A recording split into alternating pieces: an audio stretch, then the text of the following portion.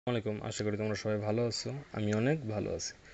আজকে আরেকটা নতুন একটা ভিডিও নিয়ে চলে আসলাম। এই ভিডিওটা আমার আগের ভিডিওর সাথে রিলেটেড, আইসিটির দুইয়ের পরিপূরক। আমি এর আগেও একটা ভিডিও দিয়েছিলাম যে দুইয়ের পরিপূরকের বেসিক, মানে দুইয়ের পরিপূরক কীভাবে করতে হয়, এটা কীভাবে মানে একটা সংখ্যা থেকে কীভাবে বাইনারি, তারপর 8 বিট রেজিস্টার, তারপর ওটা একের পরিপূরক, তারপর দুইয়ের পরিপূরক, তার কীভাবে যোগের মাধ্যমে বিয়োগ করা হয়, A to Z ওই ভিডিও আমার বিস্তারিত বলা আছে। ওই ভিডিও যদি না দেখে থাকো তাহলে ওই ভিডিও দেখার রিকোয়েস্ট রইল। তো চলো কথা না বাড়িয়ে ভিডিওটা শুরু করা যাক। এখন দেখো, তোমার সৃজনশীল এরকম প্রশ্ন থাকতে পারে, খ নাম্বারও থাকতে পারে, গ নাম্বারও থাকতে পারে, যে -13 থেকে -22 বিয়োগ করতে হবে, যোগের মাধ্যমে বিয়োগ করতে হবে, এটাও লেখা থাকতে পারে। বা এত থেকে এটাও যোগ করতে হবে।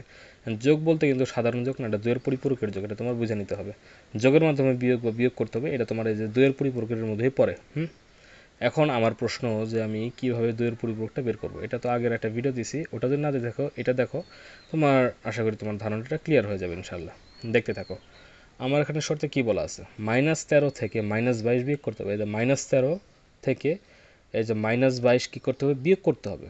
আমি এই কথা অনুযায়ী আমি এই লাইনটা লিখলাম, -13 থেকে -22 বিয়োগ করতে হবে লিখলাম।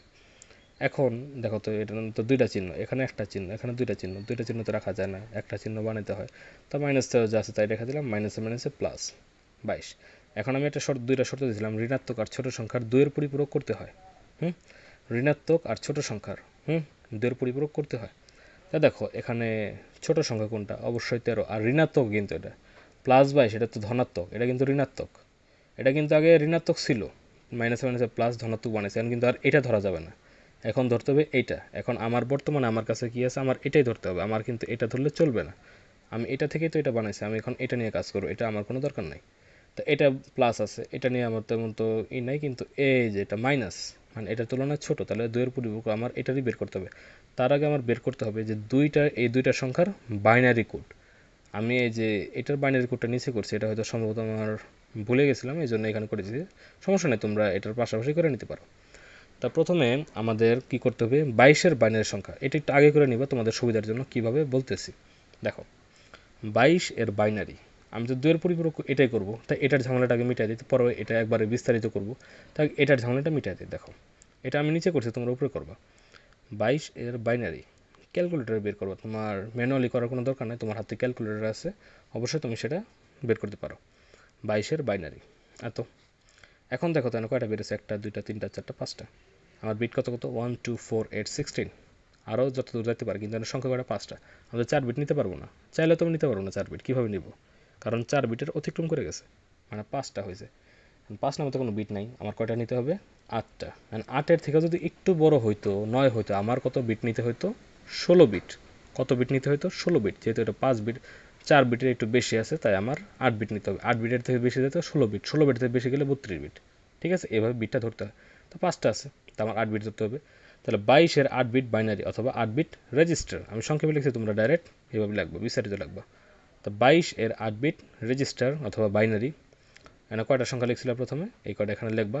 এখন 8 হইতে 8 বানাইতে আর কয়টা সংখ্যা লাগে, তিনটা না, এই তিনটা শূন্য দিয়ে দিবা, এটাই। তো 22-এর 8 বিট বাইনারি। এখন 22-এর কাজ শেষ, এখন আমি আসবো 13। এখন 13-এর বাইনারি সংখ্যা, 13-এর বাইনারি সংখ্যা এটা বের হয়েছে। 13 কিন্তু ডেসিমেল, কোনো কিছু যেহেতু এটা বলা নাই অক্টাল নাকি, এটাও যেহেতু অক্টাল নাকি বলা নাই, তাহলে ডেসিমেল। তো ডেসিমেলে তুমি বাইনারি বের করবা, এত বের হয়েছে। দেখো এখানে কয়টা আছে, 4টা। এখানেও যদি আমার 4টা থাকতো, আমি 4 বিট দিয়েই কাজটা করে দিতে পারতাম, কিন্তু না, এখানে 5টা হয়েছে, এটা 8 বিট করছে, এটারও আমার 8 বিট করতে হবে। দেখো, তাহলে 13-এর বাইনারি সংখ্যা এতে বের হয়েছে। এখন 13-এর 8 বিট রেজিস্টার, যেহেতু এটা 8 বিট করছে, এটাও 8 বিট করতে হবে। 13-এর 8 বিট রেজিস্টার কত, এই 4টা প্রথমে লিখছিলে, এই 4টা লেখো। এখন 8 বিট বানাইতে আরও কয়টা সংখ্যা লাগে, ওই কয়টা সংখ্যা শূন্য দিতে হবে। ঠিক আছে, যেহেতু আমি আগেই ক্লিয়ার করছি আমি এটার দুইয়ের পরিপূরক বানাবো, তো এখন এটা নিয়ে বিস্তারিত কাজ করব, কারণ এটা নিয়ে আমার তেমন কোনো কাজ আসলে, এটা জাস্ট 8 বিট বাইনারি বানাতে ছিল, মানে বানানোর কথা ছিল, এটা 8 বিট বাইনারি বানিয়ে দিছি, এটা তোমরা উপরে করবা। হ্যাঁ, এখন দেখো 13-এর 8 বিট বাইনারি করলাম। এখন এটারে যেহেতু দুইয়ের পরিপূরক কোনটা, এটার আগে উল্টায় দিব, উল্টায় দিলে কী হবে, একের পরিপূরক। তো যে কটা জিরো আছে সে কটা ওয়ান, যেটা দুইটা দুইটা ওয়ান আছে, দুইটা জিরো, একটা জিরো আছে, একটা ওয়ান, একটা ওয়ান আছে, একটা জিরো, এটা কী হলো, ওয়ানস কমপ্লিমেন্ট অথবা একের পরিপূরক। এটা কী হলো, একের পরিপূরক। একের পরিপূরকের সাথে এক যোগ করলে যে দুইয়ের পরিপূরক হয়, এটা আগের ভিডিওতে আমি ক্লিয়ার করছি। এখন দেখো একের পরিবর্তে 0 আর 1 যোগ করলে 1 হয়, বাকি আর তো কোনো ভিত্তিও বাদ নেই, কিছুই নেই, আর কোনো সংখ্যা নেই, তো যা আছে সব এটাই বসবে। এখন দেখো তো আমার এটা করতে বলছে না, -13 প্লাস 22, তাই না? দেখো তো আমি আগের ভিডিওতে ক্লিয়ার করছিলাম 0 মানে প্লাস, 1 মানে মাইনাস। 22 আগে কী আছে? প্লাস আছে। এখন 22 আগে কী আছে? প্লাস। 22 আগে কী আছে? প্লাস আছে। 22 8 বিট যে বাইনারিটা বের করছে ওটার আগে কী আছে? 0। ওটার কি আছে? 0। আর এখানে 22 আগে কী আছে? প্লাস। আমি আগের ভিডিওতে ক্লিয়ার করছি যে 0 মানে 2 এর পরিবর্তে 0 মানে প্লাস, 1 মানে মাইনাস। আর দেখো 13 আগে এখানে কী আছে? মাইনাস।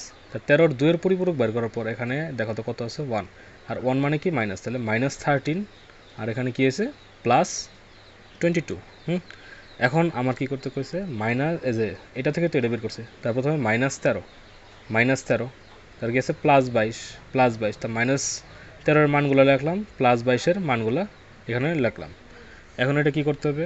যোগ করতে হবে, নট বিয়োগ। এটা কি করতে হবে? যোগ করতে হবে। বিয়োগ যা মন চায় তাই করতে পারবে, এটা তোমার যোগ করতে হবে। ঠিক আছে? যোগ করলেই দেখো সংখ্যার পরিমাণটা কমে গেছে, কারণ প্লাস মাইনাস আছে, যোগ করলে সংখ্যার পরিমাণটা কমে যাবে। ঠিক আছে? তা 1 আর 0 যোগ করলে 1 হয়, 1 আর 1 যোগ করলে 0, হাতের একটা এখানে, এখানেও 0, হাতের একটা এখানে।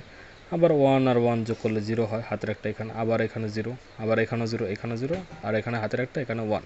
এটা এই যোগটা আশা করি তোমরা কেউ ভুল করবে না, এটা নর্মাল একটা বাইনারির যোগ। এখন দেখো এখানে প্রথমে কি আছে? এখানে প্রথমে কি আছে? 1। এটা নট অ্যাকসেপ্টেবল, এটা গ্রহণযোগ্য নয়। এটা কি? গ্রহণযোগ্য নয়। ঠিক আছে? আর এই যে এখান থেকে হবে, এখান থেকে কাউন্ট হবে, এটা নট অ্যাকসেপ্টেবল, এটা গ্রহণযোগ্য নয়। এখন এটা উত্তর হয়েছে কিনা তুমি কীভাবে জাজ করবে? এটা উত্তর হয়েছে কিনা তুমি কীভাবে জানবা?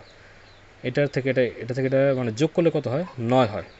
এখন এই যে সংখ্যাবাদে এই সবগুলো তুমি মানে এটার তুমি ডেসিমেল করো, দেখো কত হয়। মানে এই 0 থেকে 1 পর্যন্ত ডেসিমেল করে দেখো 9 হয়েছে। এটা যদি হয় তাহলে তোমার উত্তরটা মিলে গেছে। ঠিক আছে? আশা করি ক্লিয়ার। তাহলে নির্ণয় অঙ্ক এই যে এটা। তো আশা করি এটা তোমরা সবাই বুঝতে পারছো। এরকম ধরো আরও আইসিটি, অ্যাকাউন্টিং, ইংলিশের ভিডিও আসবে। এরকম যদি আরও ভিডিও পেতে চাও আমার চ্যানেলটা সাবস্ক্রাইব করে রাখতে পারো। ধন্যবাদ।